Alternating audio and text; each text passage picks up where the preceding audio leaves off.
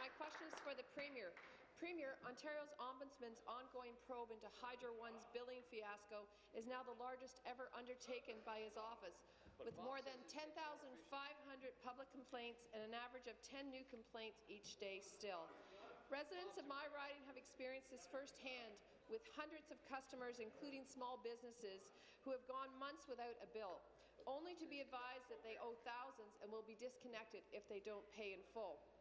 Now, with your plan to sell off a majority stake in Hydro One, it will leave its customers without access to the Ontario Ombudsman's oversight.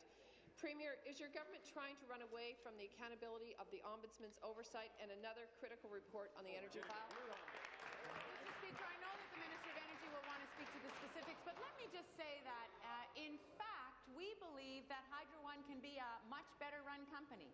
And in the work that Ed Clark and his group did, Mr. Speaker, they came to that conclusion, and they believe that broadening the ownership in Hydro One, Mr. Speaker, and realizing the benefit of that, reinvesting in infrastructure, that will be good for the people of Ontario on a number of fronts, Mr. Speaker, including having a more efficient company. But, Mr. Speaker, I also want to say that the announcement that was just referenced in terms of connecting links is part of this. You know, I know that members opposite, particularly in the opposition, claim to have the concerns of people in small communities and rural communities at heart.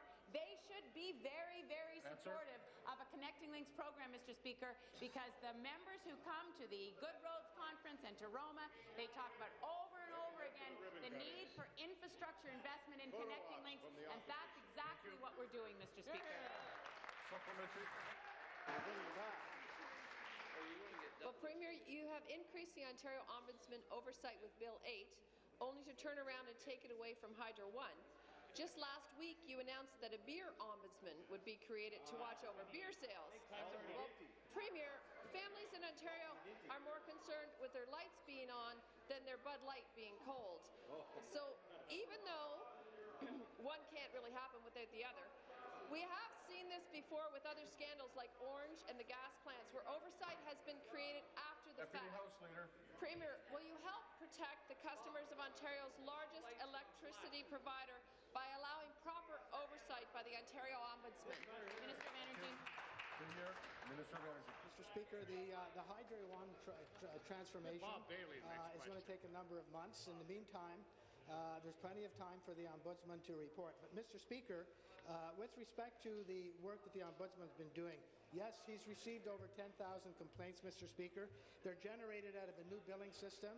There are about 3,300 complaints that have been referred to Hydro One for resolution, Mr. Speaker. To date, Hydro One has successfully resolved 99% of the billing complaints it received from the Ombudsman, Mr. Speaker. Refunds and credits are being given, and accommodation is being given, Mr. Speaker, to all those who have been impacted. Right now, Mr. Speaker, the level of complaint is less than what would normally have happened over the course of the last 5, 7, or 10 years, Mr. Speaker. Thank you. No question. The member from Windsor West.